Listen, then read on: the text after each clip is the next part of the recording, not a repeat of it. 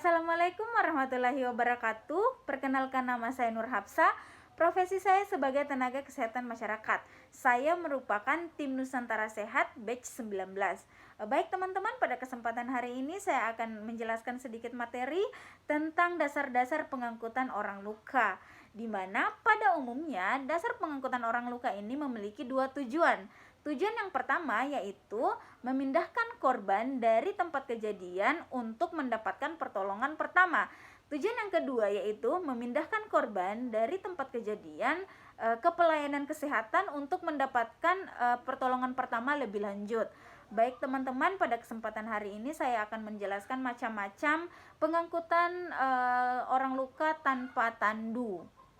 Saya akan menjelaskan lebih spesifik lagi bahwa teknik pengangkutan orang luka oleh satu orang, di mana teknik pengangkutan orang luka oleh satu orang ini ada beberapa teknik yang harus kita lakukan.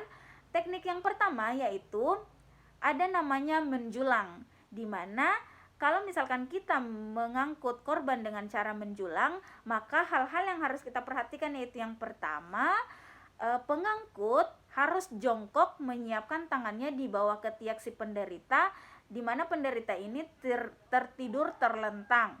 Kemudian yang kedua, si pengangkut mengangkat penderita lalu mendudukan penderita di atas paha si pengangkut. Kemudian yang ketiga, sisipkan tangan kanan pengangkut di bawah di antara kedua kaki penderita, kemudian tangan kiri menahan tangan penderita dan tangan kanan pengangkut memegang tangan penderita. Kemudian yang keempat, tangan kiri pengangkut bertumpuh ke tanah dan mulailah berdiri. Selanjutnya, betulkan letak penderita dan usahakan tulang kemaluan penderita itu terletak di pundak penolong. Kemudian mulailah berdiri secara perlahan. Teknik yang kedua yaitu memapah, di mana hal yang harus kita perhatikan menggunakan teknik memapah ini yaitu yang pertama, pengangkut harus berdiri di samping tungkai penderita yang sakit, kemudian sedangkan tungkai penolong disandarkan pada belakang tungkai penderita. Kemudian satu tangan penolong memegang pergelangan tangan penderita, dirangkul melalui tengkuk dan dipegang. Kemudian yang ketiga, tangan pengangkut yang lain merangkul pinggang penderita dari belakang. Kemudian penderita disuruh berjalan. Setelah itu penolong harus mengikuti si penderita, si korban dari belakang. Penolong tidak boleh mendahului si korban. Teknik yang ketiga yaitu memopang, di mana hal-hal yang harus kita perhatikan kalau menggunakan teknik memopang ini yaitu yang pertama, penderita didudukan di atas paha penolong, kemudian pengangkut mengapunya.